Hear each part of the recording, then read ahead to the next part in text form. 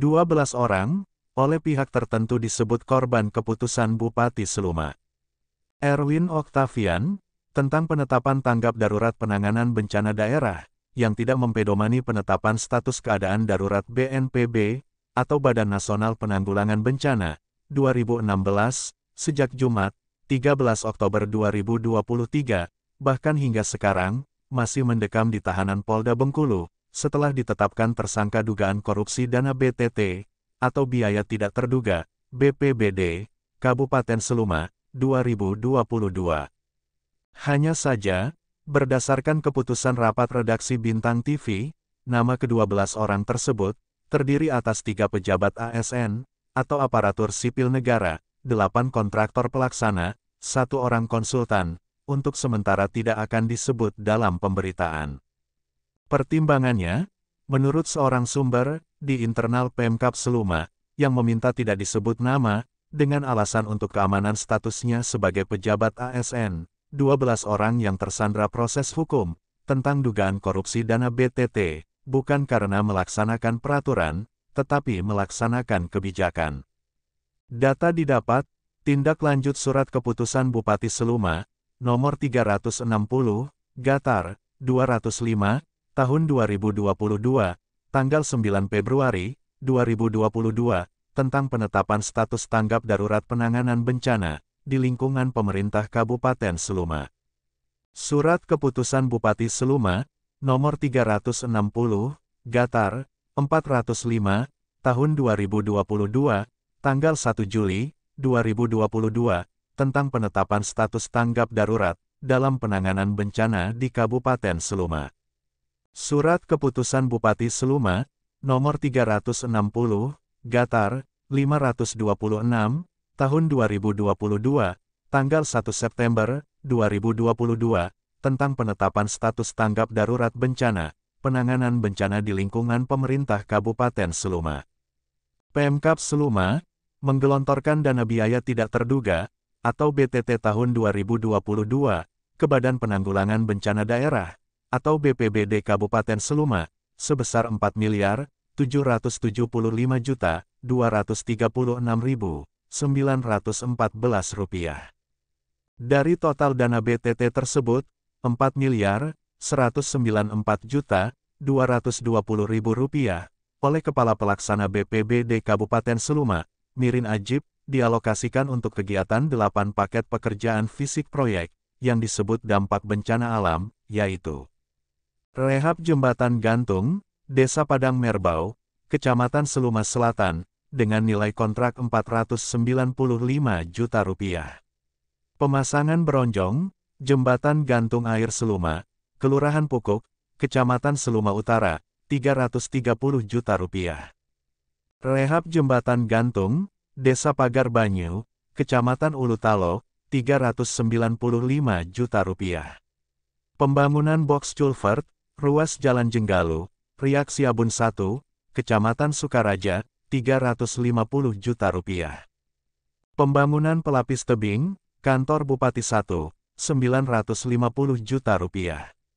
Pembangunan pelapis tebing, Kantor Bupati 2, Rp370 juta.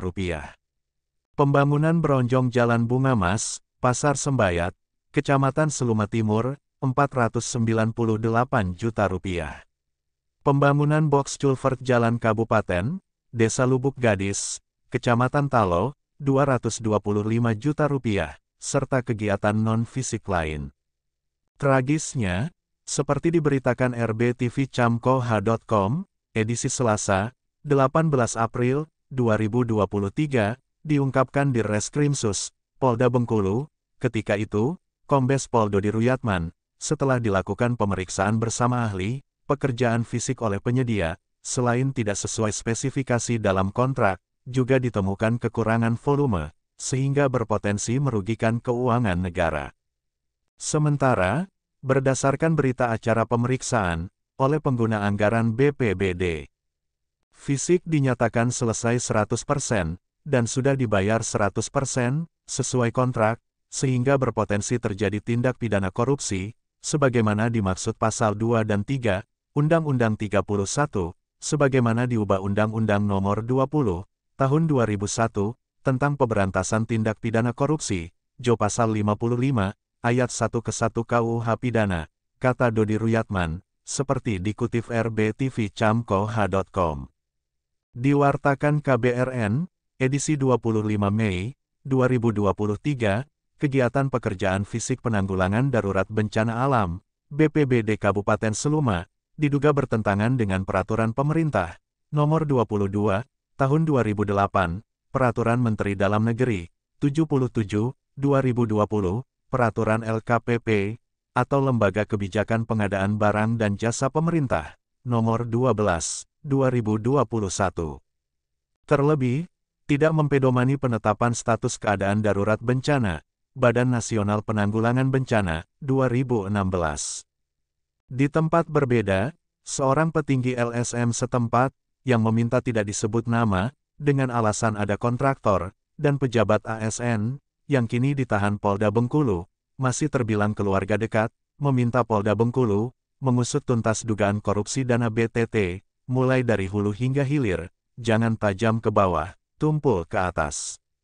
Jika bukan karena keputusan Bupati Seluma, Erwin Octavian, tentang penetapan status tanggap darurat bencana, terakhir diketahui, justru tidak mengacu ke pedoman penetapan status keadaan darurat bencana, 2016, maka tidak pernah ada dugaan korupsi pada kegiatan fisik BPBD Seluma, yang disebut sebagai penanggulangan dampak bencana, dan tidak pernah ada 12 orang ditahan Polda Bengkulu, kata si petinggi LSM.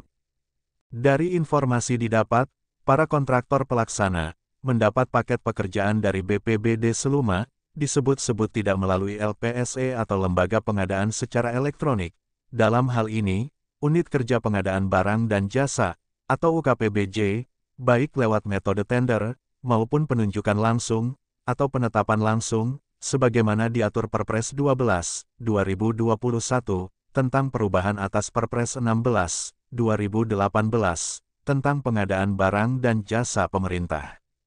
Jadi wajar, dan tidak boleh ada yang marah, jika ada yang berpendapat, 12 orang yang ditahan Polda Bengkulu, pasca ditetapkan tersangka dugaan korupsi dana BTT, BPBD Kabupaten Seluma, 2022, adalah korban surat keputusan Bupati Seluma, tentang penetapan status tanggap darurat bencana, yang terakhir diketahui, tidak mempedomani penetapan status keadaan darurat BNPB, tahun 2016 tambahnya.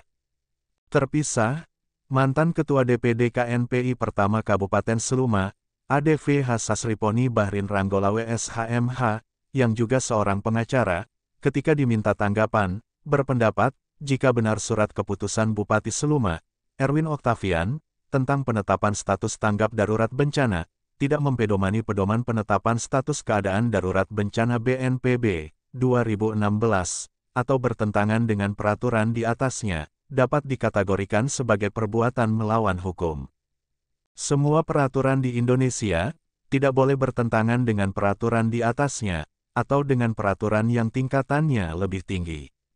Sedangkan keputusan Bupati Seluma, Erwin Octavian, tentang penetapan status tanggap darurat bencana, yang tidak mempedomani penetapan status keadaan darurat BNPB, 2016, dapat dikategorikan bertentangan dengan ketetapan di atasnya.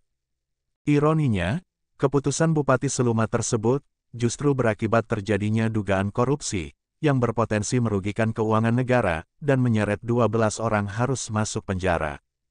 Untuk itu kita berharap, Polda Bengkulu, juga memproses hukum penerbitan surat keputusan Bupati Seluma, tentang penetapan status tanggap darurat bencana, yang tidak mempedomani penetapan status keadaan darurat BNPB, 2016, secara terpisah dari proses hukum dugaan korupsi, kata Sasriponi.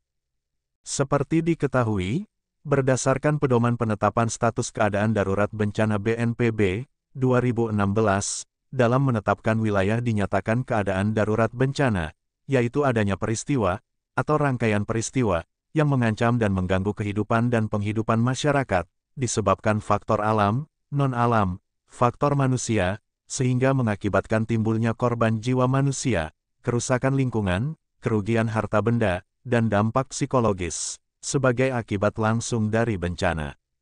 Dengan kata lain, jika di suatu wilayah, tidak pernah ada peristiwa, atau rangkaian peristiwa, yang mengancam dan mengganggu kehidupan dan penghidupan masyarakat, disebabkan faktor alam, non-alam, faktor manusia, sehingga mengakibatkan timbulnya korban jiwa manusia, kerusakan lingkungan, kerugian harta benda, dan dampak psikologis, sebagai akibat langsung dari bencana, tentu saja tidak dapat dinyatakan dalam keadaan darurat bencana. Hanya saja, hingga berita ini siap tayang, Bintang TV belum mendapat kesempatan meminta hak jawab kepada Bupati Seluma, Erwin Oktavian, sebagaimana amanat Pasal 5, Ayat 2, Undang-Undang 40, tentang Pers. Dari Studio 1 Bintang TV Bengkulu, Edi Susanto dan Anugrah Halilintar, serta juru kamera Marco Melandri melaporkan.